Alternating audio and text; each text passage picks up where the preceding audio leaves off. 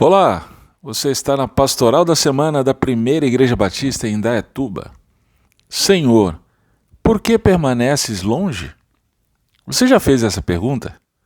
Você já teve a sensação de que Deus está muito longe? É um sentimento de que o Senhor está alheio às nossas dores, indiferente às nossas aflições. Este é o sentimento expresso pelo salmista logo no início dos Salmos 10. Veja o verso 1.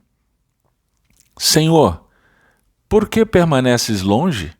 Por que te escondes em tempos de tribulação?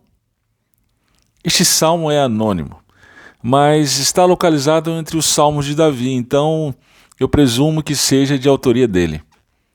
Por que Davi se expressa dessa forma? Porque experimentava a sensação de que Deus estava muito distante dele.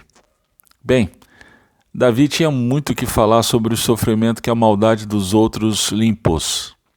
Foi perseguido implacavelmente por Saul, caluniado, difamado por pessoas que não o conheciam e pessoas muito próximas a ele, traído, abandonado e etc. Foi diante de tudo isso que Davi experimentou um sentimento devastador de que Deus estaria alheio aos seus sofrimentos. Bem, qualquer semelhança não é mera coincidência. Nós temos a mesma sensação quando somos afligidos pela maldade dos outros contra nós. Talvez você esteja sofrendo com a maldade das pessoas contra você. Invejas, ciúmes, calúnias, difamações, perseguições, cancelamentos, etc. A realidade é que enquanto estivermos nesse mundo caído, estamos sujeitos a pecar contra os outros, mas também a sofrer o pecado deles contra nós. E em função disso, em muitas ocasiões, temos a sensação de que Deus não se importa. Como Davi lidou com esse sentimento? Esse é o nosso ponto aqui, e o Salmos 10 irá nos ajudar com isso. Depois de colocar sua queixa diante de Deus, verso 1, o salmista descreveu suas razões, e veja, são razões legítimas. Na literatura sapiencial, o ímpio é aquele que rejeita Deus e vive alheio à vontade divina. Então a descrição que o salmista faz do ímpio é a seguinte: em primeiro lugar, o caráter do ímpio. Verso 2 e 3, parte A. Ele é arrogante, covarde e violento, maquiavélico, presunçoso, cobiçoso, avarento. Em segundo lugar, o ímpio e sua relação com Deus. No verso 3, parte B, o ímpio amaldiçoa e despreza o Senhor. Verso 4, por causa do orgulho do ímpio, ele não busca Deus. Deus não está em nenhum dos seus planos. Verso 5, ele ignora o juízo de Deus. Verso 6, ele diz a si mesmo: jamais serei abalado. Nenhuma desgraça sobrevirá a mim e à minha descendência. Mais uma coisa, em terceiro lugar, o ímpio e sua relação com as pessoas. Veja, verso 5, quanto a todos os seus adversários, ele os trata com desprezo. Verso 7, sua boca está cheia de maldição, enganos e ameaças. Debaixo da sua língua há maldade e perversidade. Verso 8, ele fica à espreita nos povoados, mata o inocente em emboscada. Verso 8 ainda, seus olhos espreitam o desamparado. Verso 9 e 10, ele arma a emboscada como o leão na sua toca, fica à espreita para apanhar o pobre, ele o apanha e o arrasta com sua rede. Agacha-se e fica de tocaia, assim os indefesos caem em seu poder. Verso 11, e diz a si mesmo: Deus se esqueceu, cobriu o rosto e nunca verá isto. E sabe o que é pior de tudo isso? Tem uma afirmação no verso 5 que agrava todo esse quadro. Os caminhos dele prosperam sempre. Pois é, a prosperidade na vida daqueles que praticam a maldade dá a impressão que eles estão impunes. Diante disso, o sentimento de que Deus está distante nos assalta o coração. E aí, como reagir? Bem, o salmista nos dá o caminho. Em primeiro lugar, lamente-se diante de Deus. Existe uma diferença entre o lamento e a murmuração.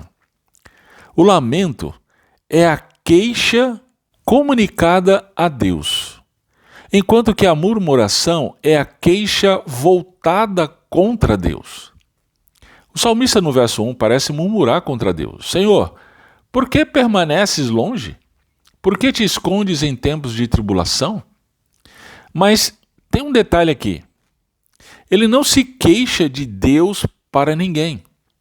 Ele se dirige a Deus e coloca diante dele seus pesares. Isso é lamento e não murmuração. Como precisamos fazer isso também? Deixar de nos queixar de Deus e, ao invés disso, nos dirigir a Ele e apresentar nossas queixas. Em segundo lugar, clame a Deus. No verso 12, o salmista dirige-se ao Senhor e clama: Levanta-te, Senhor, ó Deus, levanta tua mão, não te esqueças dos necessitados. O salmista se colocou como necessitado e por isso clamou. Ele necessitava da atenção, cuidado e justiça divina. Lembre-se de fazer isso. Apresente diante do Senhor suas queixas e clame por Ele. Em terceiro lugar, sonde o seu coração. Bem, aqui é um ponto bem interessante. Podemos até mesmo lamentar diante de Deus e clamar a Ele. Mas quando fazemos isso, normalmente fazemos porque fomos ofendidos em algo.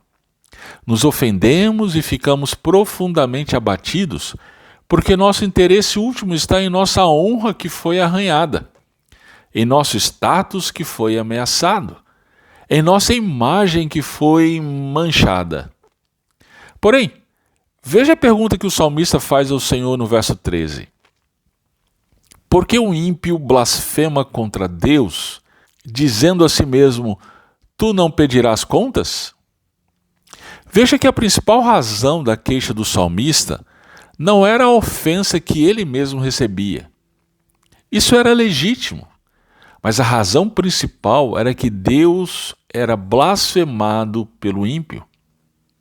A partir disso, diante das ofensas que recebemos, acredito que é um bom exercício sondarmos o nosso próprio coração, a fim de avaliar se a nossa preocupação última está mesmo no zelo pelo nome de Deus ou no apego pelo próprio nome. Em quarto lugar, lembre-se de quem é o Senhor. Depois de se lamentar, clamar a Deus e sondar o seu próprio coração, siga em frente. Lembre-se de quem é o Senhor. O salmista não ficou somente na queixa. Ele vai além. Acompanhe comigo. No verso 14 tem um mas. É uma conjunção adversativa. A partir daqui o salmista expressa profunda confiança em quem é o Senhor. Veja, o Senhor vê.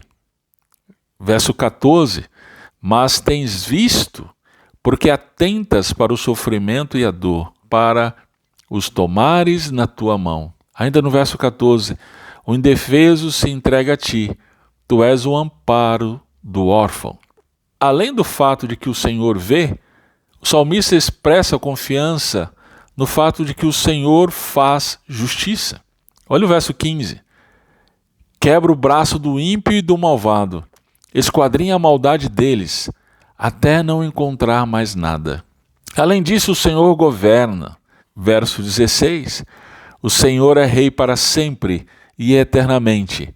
As nações desaparecerão da terra dele. E por fim, o Senhor ouve. Versos 17 e 18. Tu, Senhor, tens ouvido os desejos dos humildes. Tu confortarás o coração deles, inclinarás teu ouvido, para fazer justiça ao órfão e ao oprimido, a fim de que o homem, mero ser terreno, não mais inspire terror. Veja algo muito interessante nesse salmo. Lembra como o salmista começou? No verso 1? Senhor, por que permaneces longe? Por que te escondes em tempos de tribulação?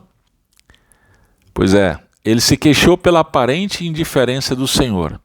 Mas agora ele termina o salmo exultante pela realidade de que o Senhor vê, faz justiça, governa e ouve.